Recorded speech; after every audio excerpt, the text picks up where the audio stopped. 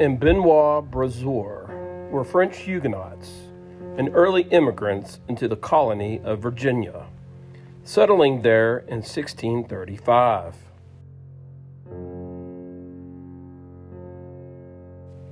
Benoit would be naturalized in the state of Maryland in 1662 and adopted the Anglicanized name Brashear. By 1740s, sons of the brothers would migrate down the Great Wagon Road into the newly opened lands in North Carolina, where they received land grants from King Charles. The Brashears are well-known names in the Revolutionary War from North Carolina, with several other brothers serving. By this time, the King's Road, which was commissioned in the 1660s by King Charles II, linked the colonial coastal states together. Many communities west of this road would open links to it through the rough wilderness mountains of North Carolina.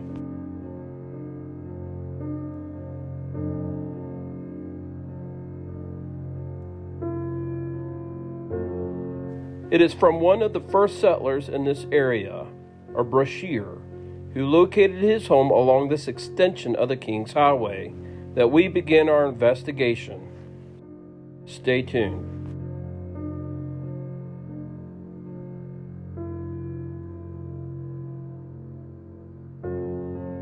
I'm on site, and I got a special treat. We're in the mountains of North Carolina, and we are going to check out an old homestead. But I am going to first look and show you just a little teeny tiny area. I'm going to hit this first, but I'm going to tell you about a little story here. There was a gentleman that sat on the stoop here with the landowner.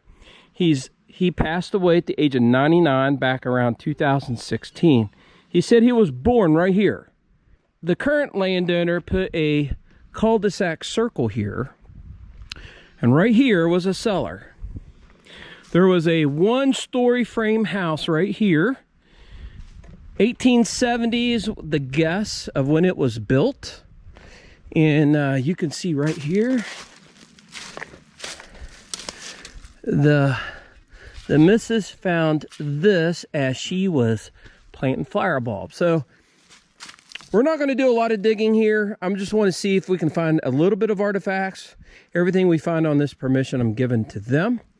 And so I'm excited to be here. I hope you guys are excited too. We got a lot of great things to go and see today and to detect. We're going to do another homestead site, right? It's on the same property, an old barn. So we're going to start right here, and then we're going to go right down the road right here, about 150 yards, and we're going to go to the main homestead. Okay, today I'm going to use my MineLab Equinox 800. I am using my small coil because I think that anything in here is going to be very, very concentrated. It's only probably a 30-foot circle here, very, very small. And I've got it on Park 1, which is what I use when I'm at an old home site, where I think there could be concentrations of metal. And I'm not going to put my headset on so you guys can hear it.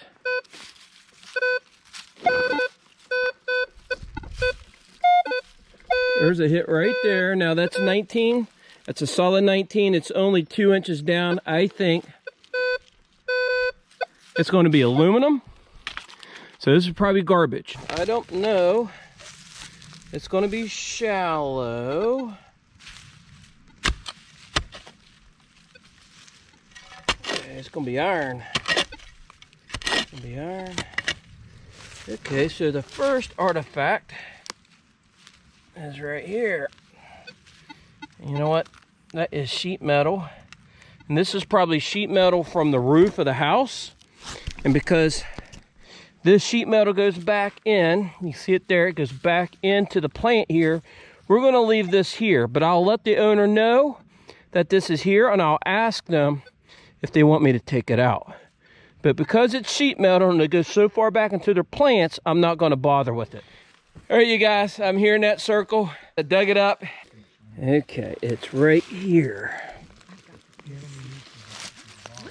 Okay, so I'm gonna take my glove off. A clock down here somewhere too. Yep. And you know, I've never actually seen one like this. It's got perforated holes around it. And so it could be from a grandfather clock. No doubt in my mind, it's from, I think it's from a clock. It could be from something else, but that's a great artifact. The landowner's here with us, and he cleaned this up for you guys and for me to see. And we believe this is a gear to maybe a mantle clock, because with the perforations in there, you know, it's meant to be seen. And I believe that. I can see this being a mantle clock. And I'm going to go ahead. We're going to go on down to the other site, because this is there's a lot of roots in here. There's a lot of signals in here, but there's a lot of roots I got to dig around to find the object. Real pleased to find this. And so is the landowner. And that's really what excites me the most, is when they get excited. And that's an awesome object. I got the landowner right here with me, and she is a ceramics artist, right? An artist, and she makes ceramics. And she made this, and actually, this is to commemorate all the old cabins up and down this valley. And you guys will see in my video the different chimneys that we have come across just really right down here by their land. And so here's a chimney that she made by hand with the grandkids, right? Or for the grandkids? For the grandchildren. And that was the fireplace. Really cool. Yep, and very wall cool. Of the house went here, and that kept it separated from the house so that the house didn't burn. Yep. If you had a chimney fire, and that kept the water from coming down. Yep, very nice. Very cool. In the old days, it doesn't matter right now. Very cool. This is Matthew's permission, and I'm his invited guest. And this is his son, Cody. And we are going to detect this area right here. There used to be an old house that stood right here. And across from us is the Kings Highway. The Kings Highway was federally commissioned by King George III. This is Jane. Jane is an artist. Some of you guys don't know this, but I'm an architect. You know, artists and architects have a lot in common, don't they? She's down here. She's going to be helping me. This is her land. And we found our very first plug. We found an artifact already. It looks like a little tiny, maybe, is it a turn? You know, it's got a hole in it. It's brass. Look at that. You can see the profile there. Clearly made for a person to get their finger on. But that's cool. All right.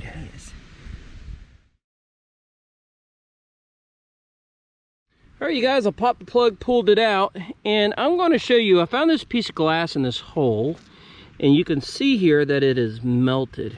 And that is because the house here burned down. And this was a second generation house. It was board siding, clapboard siding, 1870, 1880. There was an earlier period house here. We don't know where it was. We don't know if it actually sat right there. But what I found is interesting, and I don't know if it was caused by the fire, but I suspect it is. But you see this? It looks like a rock.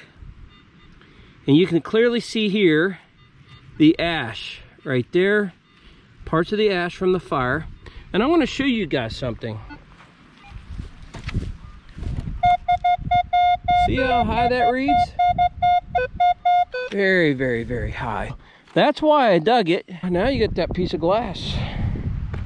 You gonna keep that glass, or you gonna toss it, or? Put in the keep pot. Okay. All right, I popped a little plug. It's a small plug, and I see it right there, and it's copper. It could be, actually, that could be a nickel. You wanna pick that up, Jane? I got it. That is, it's a buffalo nickel. That's awesome. Yeah, look at that.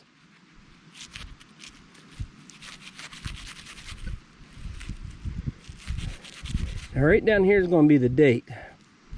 And you can see, you see the cheese head right there.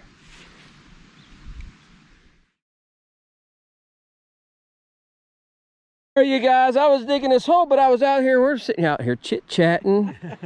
And I see a coin on the ground. Can it be a wheat penny? It is a wheat penny. All right, we like wheat pennies. Yeah, oh yeah. Yeah, we like wheat pennies. Now, let's see if we can get a date on this thing. Yeah, looks like 1940 maybe? Turn around here, you guys can take a look at it. I think it's 1920 or 1940. Coin number 2. We're not getting rich, but we're having fun. Need a bunch more coins to pay for the land. All right, you guys, popped the plug, pulled it out. I think it's an artifact. It may not be that old. As soon as I saw it,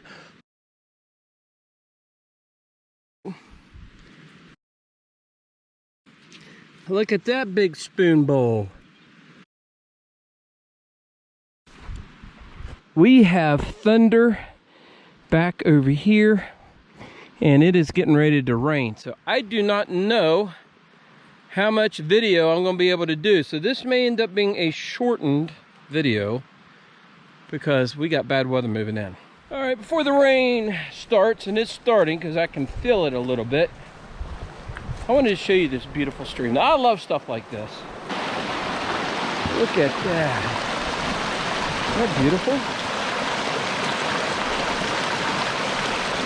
For those of you in other parts of the country, this is North Carolina, the mountains of North Carolina. Gorgeous, gorgeous. And the Kings Highway is right over here behind me. And it is a late 1700s, about Revolutionary War era, 1777, road that was put in back in colonial times. I tell you what, you guys, seriously, on a serious note, other metal detectors, I mean, it's important to get kids involved. It's important to get the landowners involved. It's important to get people involved in what you're doing. Get them excited in finding artifacts and saving history. And that's why it's important to establish relationships with the landowner. Everything I find, I give to them. And I always try to give the landowners everything, anything they want. And I know some metal detectors don't do that. And not all sites I do that, because most landowners don't want the stuff. But where you have landowners who are interested and do, give it to them. Because a lot of times they are good referrals, and they will help you gain other permissions. And so I always try to leave on a positive note. You know, there's nothing that you find that you can't replace or find somewhere else. And if a coin is that important to you, then, you know, I can't help you. But I don't. Everything I find here is theirs, and I just appreciate the permission to come down here and try to help them save history here. I wanted to show you guys something right here. This little piece of earth is dedicated in loving memory of Justin Lee Eller, who found his heaven on earth here before he left us on August 17, 2000. I do not know who that is, but I'll let you see what his little piece of heaven is. And honestly, this really is a little piece of heaven. You guys, I'm right up here. You can see the outline where a building stood, and there is a stone wall that went across the face right here. There was a barn that stood here, and this barn was probably a bank barn, what they call a bank barn. You can see the roofing here. There's a little spring cistern kind of thing over here. I'll take you guys over here.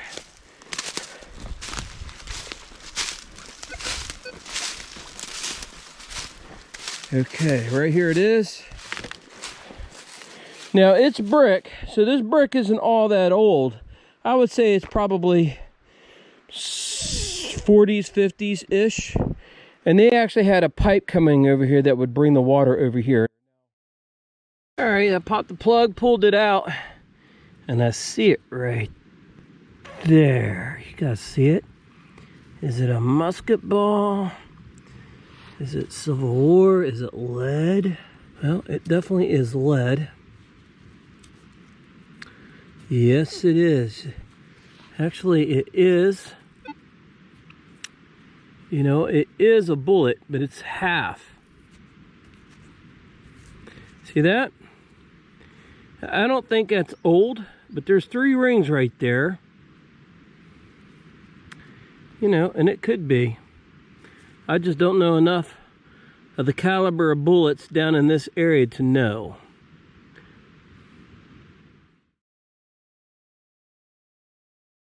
You guys, I popped the plug, pulled it out, and I see it right here. Is it a button or is it a coin? You know what? I don't see any detail on there whatsoever. Okay, it is a wheat cent. I can see it right there. It is a wheat cent. Yeah, I don't think we're going to get a date on that. But wow, you can see how tore up that is. All right, but we found another coin, and it's a wheat cent, so we'll take it. All right, you guys, this is going to do it for the day for us. It is raining, and I'll show you what we found. A lot of this is melted. It's just melted metal. We found a ton of that. I dug that out, and I'm not sure what kind of bullet that is. I don't know if that's a Civil War bullet. It could be. I don't think it is. Did anybody find out what the year of that buffalo is? The only number I could turn out was a 6. A 6. So it's probably either 36, 26, or 16. Okay, and then I found this 1944 wheat cent, chewed up pretty bad. Found this we were debating on this, anywhere from 40, 41 to 49 to something else, right? It's either 44 or 49. 44 or 49. I don't think the spoon bowl is that old. Still, this is an interesting piece. I think that was, you know, a knob on, you know, something. I mean, honestly, that was the only brass thing here. Yeah. But that's what we found. Hope you guys enjoyed the episode. I'll see you guys on the next one.